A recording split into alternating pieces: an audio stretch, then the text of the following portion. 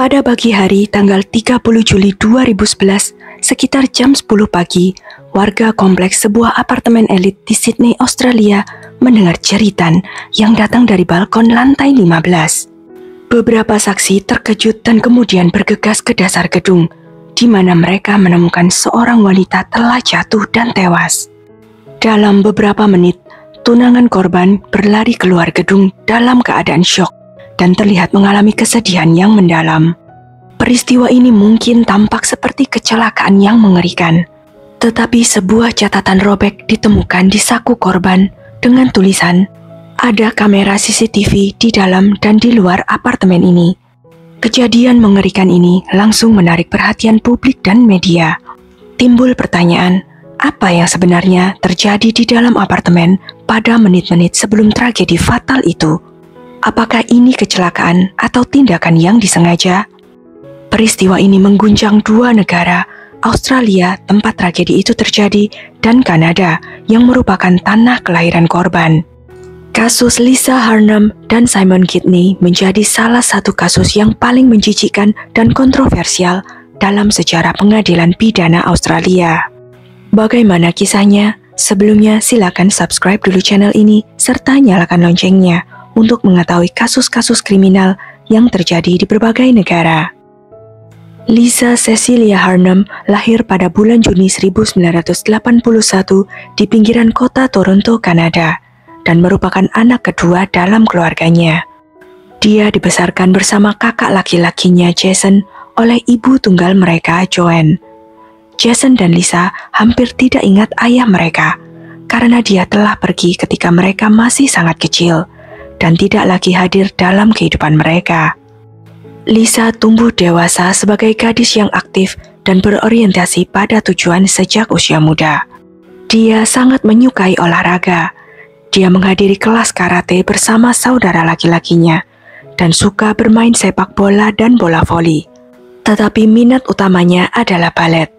Lisa menghabiskan beberapa jam sehari untuk berlatih di studio tari.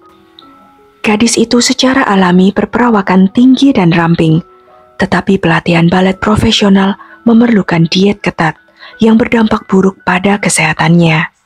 Di masa remajanya, Lisa menderita anoreksia. Dia tetap tutup mulut tentang masalahnya untuk waktu yang lama, karena percaya bahwa ia bisa mengatasinya sendiri. Ibunya segera membawanya ke klinik di mana Lisa harus menghabiskan beberapa bulan untuk memulihkan kesehatannya dan menambah berat badan. Setelah lulus SMA, Lisa melanjutkan kelas tarinya dan juga memutuskan untuk bergabung di industri kecantikan. Saat studi di universitas, dia mendapatkan pekerjaan sebagai konsultan parfum di salah satu toko jaringan kosmetik besar. Dan di waktu luangnya, dia mempelajari tata rias dan tata rambut. Pada tahun 2005, saat berusia 24 tahun, Lisa memutuskan untuk pindah ke Australia dengan visa kerja 12 bulan demi mendapatkan pengalaman baru. Tapi meskipun jarak dan perbedaan waktunya sangat jauh, Lisa tetap sangat dekat dengan keluarganya. Dia secara teratur berbicara dan saling mengirim pesan chat dengan ibunya, Joanne. Keluarganya mendukung kepindahan dan rencananya untuk mendapatkan kewarganegaraan Australia dan menjadikan negara ini sebagai tempat tinggal permanennya. Lisa mendapatkan pekerjaan di Australia College of Hairdressing and Beauty di Sydney. Posisinya di salon adalah pilihan yang baik untuk Lisa yang menyukai gaya rambut, fashion, dan tren kecantikan. Pada tahun 2009, ketika Lisa sedang mencari tempat tinggal baru, seorang teman memperkenalkannya kepada calon teman seapartemennya. Dia adalah seorang pria yang berusia sekitar 10 tahun lebih tua darinya bernama Simon Kidney. Simon adalah seorang importir sepatu, mengenakan setelan mahal, dan menjalani gaya hidup khas para profesional pendatang baru di Sydney. Dia dan rekan bisnisnya mengimpor sepatu mahal dari Amerika dan menjualnya secara online di Australia. Lisa pindah ke apartemen mewah Simon di lantai 15 sebuah gedung eksklusif di kawasan pusat bisnis Sydney yang bernama The Hyde. Jendelanya terbuka ke balkon yang luas dengan pemandangan Hyde Park, sebuah taman yang spektakuler seluas 40 hektar di tengah-tengah kawasan bisnis. Hanya berselang 2 bulan hidup bersama, Lisa dan Simon memulai hubungan romantis. Pada tahap awal hubungan, Lisa memberitahu ibunya bahwa dia dan Simon selalu rukun. Lisa tidak pernah menyebutkan bahwa dia jatuh cinta pada Simon. Namun hubungan itu berkembang dengan cepat. Seiring berjalannya waktu, pasangan itu semakin dekat dan hubungan mereka menjadi lebih serius. Pada bulan Juni 2011, di hari ulang tahun Lisa yang ke-30, Simon melamarnya di depan pertemuan besar di sebuah restoran mewah. Simon mengundang teman-teman terdekat dan keluarganya untuk merayakannya bersama mereka. Sesaat sebelum ulang tahun Lisa yang ke-30, Simon mulai terus-menerus membujuknya untuk berhenti dari pekerjaannya, dengan alasan bahwa dia tidak dihargai di sana dan dapat menemukan posisi dengan gaji yang lebih baik. Akan tetapi, Lisa senang bekerja di salon kecantikan di mana dia memiliki banyak klien tetap dan merasa puas dengan penghasilannya, sehingga dia tidak mengerti mengapa dia harus berhenti. Karena itu, dia menolak permintaan Simon. Penolakan itu tidak sesuai dengan kemauan Simon, dan pada bulan Agustus di tahun yang sama, dia muncul di salon tempat Lisa bekerja, membuat keributan yang sebenarnya memaksa Lisa untuk menulis surat pengunduran diri. Lisa terkejut dengan perilakunya, tetapi Simon meyakinkannya bahwa akan lebih baik begini, karena penghasilannya cukup untuk mereka berdua hidup nyaman. Tetapi yang sebenarnya Lisa tidak tahu adalah bahwa Simon punya catatan kriminal di masa lalu. Simon pertama kali masuk penjara pada usia 18 tahun ketika dia datang ke toko tempat mantan pacarnya bekerja dan mulai melecehkannya secara terbuka. Pemilik toko membela gadis itu dan mengusir Simon, tetapi kemudian Simon kembali bersama teman-temannya dan dengan brutal memukuli pria tersebut. Simon hanya menjalani hukuman beberapa bulan dan dibebaskan dengan jaminan karena berkelakuan baik. 3 tahun kemudian, dia ditangkap lagi. Kali ini atas tuduhan pencurian, namun Simon menolak masuk penjara. Kemudian dia menyerang dan menggigit daun telinga salah satu polisi, yang membuatnya mendapatkan hukuman penjara yang serius karena aksinya ini. Tetapi seorang pendeta turun tangan sehingga Simon hanya menghabiskan 1,5 tahun dari hukuman 4 tahun penjara. Simon memberi Lisa ponsel dan laptop mahal yang sudah dipasangi spyware, yang memungkinkan dia melacak semua pesan chat, email, mendengarkan semua percakapan, serta mengetahui keberadaan Lisa. Selain itu, Simon mendapatkan akses ke akun media sosialnya, dan diam-diam mulai membersihkan daftar teman, menghapus postingan dan foto sesuai kebijakannya, serta membaca pesan-pesan pribadinya. Kontrolnya terhadap Lisa meningkat dari hari ke hari. Namun sebagai manipulator berpengalaman, dia membuat pacarnya seolah-olah ingin melakukan apa yang dia perintahkan. Dia melarang Lisa menggunakan kosmetik, mengklaim bahwa Lisa memakai riasan terlalu cerah yang membuatnya terlihat vulgar. Simon juga membelikannya pakaian yang tidak menarik dalam warna abu-abu dan hitam, dan membuang semua pakaiannya, dengan alasan bahwa itu terlalu terbuka sehingga laki-laki akan menatapnya. Lisa hanya boleh meninggalkan apartemen bersama Simon dan mereka mengunjungi tempat-tempat yang telah dia pilih sendiri. Simon bahkan melarangnya pergi ke gym. Dia membeli beberapa peralatan olahraga yang mahal dan mengatakan, "Sekarang kamu bisa berolahraga di rumah." Daftar teman Lisa di media sosialnya semakin berkurang dari hari ke hari. Akhirnya, Simon meyakinkannya untuk menghapus akunnya. Lisa juga tidak punya teman lagi di kehidupan nyata, dan semua kontak dan panggilannya diawasi dengan ketat. Simon hanya mengizinkannya berkomunikasi dengan ibu dan saudara laki-lakinya. Pada bulan Desember 2010, Lisa memutuskan untuk terbang ke Kanada demi merayakan Natal bersama keluarganya. Simon akan terbang bersamanya. Tetapi di saat-saat terakhir, rencananya terganggu karena urusan pekerjaan yang mendesak. Sebenarnya Simon tidak merencanakan untuk membiarkan pacarnya pergi sendirian. Tetapi Lisa benar-benar memohon karena dia belum bertemu ibu dan saudara laki-lakinya selama lebih dari setahun. Pada akhirnya Simon setuju, tetapi menetapkan kondisi dan aturan ketat yang harus dia ikuti.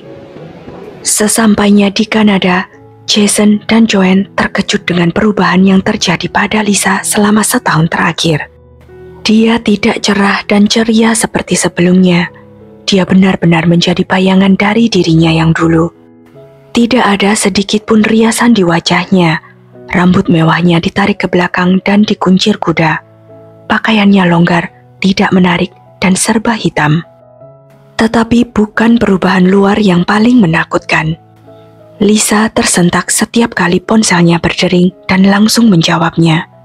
Ini adalah salah satu syarat Simon yang harus dia taati.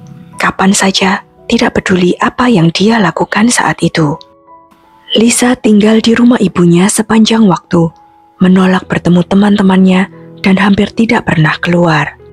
Joanne khawatir dan takut akan perilaku putrinya itu, dan dia memutuskan untuk berbicara dari hati ke hati dengannya. Kemudian, Lisa menangis dan mengakui bahwa Simon selalu tahu di mana dia berada, dengan siapa dia berkomunikasi, dan apa yang dia bicarakan di telepon. Lisa juga mengungkapkan bahwa Simon tidak mengizinkannya bekerja, menemui teman-temannya, pergi ke gym, atau melakukan hobi apapun. Sebenarnya sekarang dia tidak punya teman sama sekali. Mendengar ini, Joanne terkejut. Dia mulai membujuk putrinya untuk tinggal di Kanada karena di Australia dia tidak dapat menjaganya. Tetapi Lisa mengatakan bahwa dia mencintai Simon dan tidak ingin memutuskan hubungan dengannya. Lisa yakin ini hanya masa transisi dalam hubungan mereka karena mereka baru bersama kurang dari setahun. Dan sebentar lagi dia akan tenang dan melonggarkan cengkramannya. Lisa juga menambahkan bahwa kekasihnya peduli padanya dan mendoakan yang terbaik untuknya.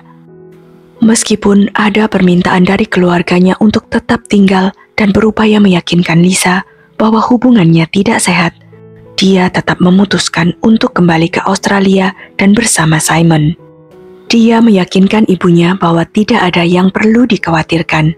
Simon mencintainya dan tidak akan menyakitinya. Namun setelah Lisa kembali, keadaan hanya bertambah buruk. Simon benar-benar melarangnya meninggalkan apartemen, dan jika mereka keluar bersama, dia harus melihat ke arah kakinya agar tidak bertemu pandang dengan pria lain. Simon juga mulai memanggil Lisa dengan nama keduanya, Cecilia, karena menurutnya lebih pantas baginya. Pada musim semi tahun 2011, Lisa mulai mengeluh sakit di kakinya. Itu adalah cedera lama yang diterimanya di masa mudanya selama kelas balet. Tetapi alih-alih membawanya ke rumah sakit, Simon menyewa seorang fisioterapis wanita yang datang ke apartemen mereka 3 kali seminggu untuk memijatnya. Wanita itu segera menjadi satu-satunya teman Lisa, yang kepadanya dia dapat berbicara terus terang tentang situasi sulit yang dia alami. Pada tanggal 12 Juni, untuk merayakan ulang tahun Lisa yang ke-30, Simon memutuskan untuk mengadakan pesta di restoran paling mahal di Sydney. Tetapi tamu yang diundang hanya kerabat Simon dan orang-orang dari lingkaran dalamnya. Sebaliknya, Simon tidak mengizinkan Lisa untuk mengundang siapapun. Di penghujung malam, Simon melamar Lisa dengan memasangkan cincin di jarinya. Lisa menjawab setuju dan kemudian menangis. Tetapi semua yang hadir merasa bahwa itu bukanlah air mata kebahagiaan, melainkan air mata keputusasaan. Lisa kemudian menelepon ibunya dan memberitahunya tentang pertunangannya sambil menangis di telepon. Tetapi Joanne sama sekali tidak senang dengan berita itu. Dia mulai menangis, membujuk putrinya untuk meninggalkan Simon dan sesegera mungkin pulang ke Kanada.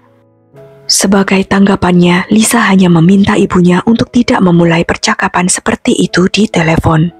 Pada saat itu dia sudah menyadari bahwa tunangannya mendengarkan panggilan tersebut meskipun dia tidak tahu pasti. Untuk sementara, Lisa mencoba mengalihkan perhatiannya dengan mulai merencanakan pesta pernikahannya. Suatu ketika, Lisa berkonsultasi dengan Simon tentang sesuatu yang berhubungan dengan acara tersebut. Tetapi Simon dengan kasar memotongnya dan mengatakan kepadanya bahwa dia sendiri yang akan memilih tempat pesta, membeli gaun pengantin, dan membuat daftar tamu. Lisa benar-benar merasa hancur. Selama kunjungan fisioterapi selanjutnya, Lisa menceritakan bahwa dia tidak bisa terus hidup seperti itu, tetapi dia tidak bisa pergi karena tunangannya tidak mengizinkannya pergi. Oleh karena itu, Lisa bersama terapisnya bekerja sama, di mana pada setiap kunjungan, Lisa dengan hati-hati menitipkan beberapa barang miliknya untuk dibawa pergi tanpa sepengetahuan Simon, dengan harapan dia akan bisa melarikan diri sesegera mungkin. Pada tanggal 28 Juli, Simon tidak sengaja meninggalkan laptopnya di rumah karena tergesa-gesa pergi. Biasanya dia selalu membawa laptop itu kemanapun ia pergi. Lisa memanfaatkan kesempatan ini. Ia segera memeriksanya dan ketakutan terburuknya benar-benar terjadi. Di sana, dia menemukan program spyware. Simon menerima semua data dari ponselnya serta banyak rekaman percakapannya dengan ibunya. Tetapi penemuan yang paling mengerikan adalah rekaman dari kamera CCTV yang terletak di setiap kamar apartemen mereka. Pada hari itu juga, Lisa menggunakan ponsel ahli fisioterapisnya untuk menelepon ibunya dan memintanya untuk datang dengan penerbangan berikutnya ke apartemennya dan membawanya pulang. Ibunya, Joanne, tidak bisa izin pulang kerja begitu cepat. Dia perlu waktu untuk meminta tolong salah satu rekannya berganti shift dengannya. Joanne tidak akan pernah bisa memaafkan dirinya sendiri atas keterlambatan ini. Simon segera menyadari bahwa Lisa telah membuka laptopnya dan melihat program spyware yang dipasangnya. Lisa menangis mencoba bertanya mengapa dia pantas diperlakukan seperti itu. Tetapi Simon hanya berkata bahwa dia melakukannya demi kebaikan Lisa sendiri. Keesokan harinya, tanggal 29 Juli, terjadi percakapan serius antara Lisa dan Simon yang rekamannya kemudian dihadirkan di pengadilan. Lisa menangis dan meminta pulang, tetapi Simon dengan tenang dan percaya diri mengatakan bahwa hal ini tidak akan pernah terjadi. Meminta Lisa untuk tenang dan menyatakan bahwa dia memiliki masalah mental. Pada pagi hari tanggal 30 Juli 2011, Lisa bangun pagi-pagi, berpakaian lengkap, dan meletakkan dokumen serta barang-barang penting di tasnya. Dia mengunci diri di kamar mandi dan menelepon ibunya untuk terakhir kalinya, memberitahunya bahwa jika terjadi sesuatu padanya, itu adalah kesalahan Simon. Rupanya, Lisa ingin diam-diam meninggalkan apartemen saat tunangannya tidur. Tetapi dia gagal. Apa yang terjadi selanjutnya hanya bisa ditebak. Menurut tetangga, mereka mendengar teriakan di lorong, namun tidak sempat bereaksi karena tiba-tiba keadaan hening. Dan 1 menit kemudian, seorang wanita terjatuh dari balkon lantai 15 dan langsung tewas. Beberapa orang yang sedang lewat di jalan juga mendengar jeritan dan melihat sesosok tubuh jatuh dari ketinggian. Namun tidak sempat menyadari apa yang terjadi karena kejadiannya begitu cepat. Menurut seorang pria yang sedang berjalan-jalan dengan anjingnya pagi itu dan paling dekat dengan lokasi kejadian, dia mendengar suara berisik dan mendongak ke atas. Saksi mata itu melihat seorang pria memegang sesuatu yang besar, yang kemudian dia lemparkan ke bawah. 3 menit kemudian, Simon masih mengenakan piyama berlari ke jalan. Dia menangis sambil mengatakan dia tidak tahu bagaimana dia akan menjalani hidupnya dan mengklaim bahwa dia terlambat menangkap tunangannya. Peristiwa itu tampak seperti kecelakaan, tetapi Simon sendiri dengan cepat mengklaim bahwa tunangannya berusaha mengakhiri hidupnya sendiri. Segera setelah jenazah Lisa dibawa ke kamar mayat dan diperiksa, di beberapa kantong celananya ditemukan potongan-potongan catatan yang robek, yang setelah disatukan memuat teks yang berbunyi, terdapat kamera di mana-mana, di dalam dan di luar apartemen. Mungkin Lisa takut Simon akan menemukan pesan itu, sehingga dia merobek-robek catatan itu menjadi semacam sampah dan meletakkannya di kantong yang berbeda. Penyelidikan menunjukkan bahwa memang ada banyak kamera di apartemen, tetapi hard disk dengan rekamannya tidak dapat ditemukan, dan Simon mengaku tidak ada rekaman video sama sekali. Akan tetapi, kamera CCTV di lorong lantai itu menangkap sesuatu yang mengerikan. Klip pendek itu menunjukkan Lisa berlari keluar apartemen dan meminta bantuan. Tetapi tunangannya menangkapnya dari belakang, menutupi mulutnya dan menyeretnya ke dalam. Hal ini terjadi 1 menit sebelum dia jatuh dari balkon, dan teriakan inilah yang didengar para tetangga. Laptop Simon ditemukan berisi rekaman percakapan antara dia dan Lisa pada malam sebelum tragedi terjadi, beserta program spyware yang Simon gunakan untuk memata-matai Lisa. Menurut pengakuan Simon, dia dan Lisa bertengkar pagi itu. Kemudian Lisa menjadi histeris dan berlari ke lorong sambil berteriak. Lalu dia membawanya kembali karena dia tidak ingin membuat heboh para tetangga. Di dalam apartemen, dia bermaksud membuat teh untuk menenangkan Lisa. Tetapi Lisa dengan cepat berlari ke balkon dan melemparkan dirinya ke bawah. Dia berlari mengejarnya, tetapi tidak dapat menangkapnya tepat waktu. Simon mengklaim bahwa Lisa telah mengancam akan bunuh diri sebelumnya, tetapi dia tidak menganggap serius kata-katanya. Selama persidangan, Simon ditemani oleh seorang model berusia 22 tahun bernama Rachel Lewis, yang memiliki kemiripan yang luar biasa dengan Lisa. Namun kemudian dikatakan bahwa gadis itu hanya ingin menjadi terkenal dari kasus ini. Oleh karena itu dia rela berbicara kepada pers dan muncul di televisi mengatakan bahwa Simon tidak akan pernah mengangkat tangannya terhadap seorang wanita. Pengacara Simon mencoba meyakinkan pengadilan bahwa Lisa menderita gangguan mental, rentan histeris, dan bisa saja secara sukarela bunuh diri. Mereka bahkan menunjukkan riwayat panjang penyakit anoreksia dan pengobatannya di klinik. Pembela juga berpendapat bahwa terdakwa yang bertubuh lebih pendek tidak mampu secara fisik mengangkat Lisa yang lebih tinggi darinya, dan juga tidak dapat melemparkannya dari balkon. Tetapi versi ini dibantah oleh seorang pelatih dari gym yang telah dihadiri Simon secara rutin selama bertahun-tahun. Menurut pelatih tersebut, Simon mampu berlatih dengan beban yang berat. Dia jauh lebih kuat dari penampilan luarnya dan dapat dengan mudah mengangkat Lisa. Hal ini juga didukung dengan tidak ditemukannya sidik jari Lisa di pagar dan di penghalang kaca balkon, di mana dia tidak akan bisa melompat tanpa memegangnya. Yang juga bersaksi di pengadilan adalah sang fisioterapis, wanita yang mana Lisa menceritakan secara rinci segala sesuatu yang telah terjadi padanya, dan telah menitipkan barang-barangnya, dengan harapan untuk segera bisa melarikan diri dari tunangannya. Kesaksiannya lah yang menentukan keputusan pengadilan. Simon dinyatakan bersalah membunuh tunangannya dan dijatuhi hukuman 26 tahun penjara dengan kemungkinan pembebasan bersyarat setelah 18 tahun. Meskipun ada bukti yang jelas, Simon terus mengklaim bahwa dia tidak bersalah. Namun dia menjebak dirinya sendiri, karena bagian terbesar dari bukti yang memberatkannya diperoleh dari program spyware-nya sendiri. Joanne dan Jason puas dengan putusan pengadilan. Setelah itu, Joanne mulai aktif berpartisipasi dalam menyebarkan informasi tentang kekerasan dalam rumah tangga, dan bahkan membantu gadis-gadis yang mengalami kesulitan serupa. Dari pengalaman pahitnya sendiri, dia mempelajari tanda-tanda apa yang dapat mengidentifikasi seorang manipulator, dan bagaimana seseorang harus bertindak untuk menyelamatkan nyawanya. Kisah Lisa Harnum dan Simon Kidney telah menjadi salah satu kasus kekerasan dalam rumah tangga dan hubungan berbahaya yang paling menonjol, yang menarik perhatian publik terhadap masalah ini. Kejadian ini menunjukkan betapa pentingnya mengenali sinyal-sinyal yang mengkhawatirkan dalam perilaku pasangan, dan tidak takut untuk mencari bantuan. Sekian kisah kali ini.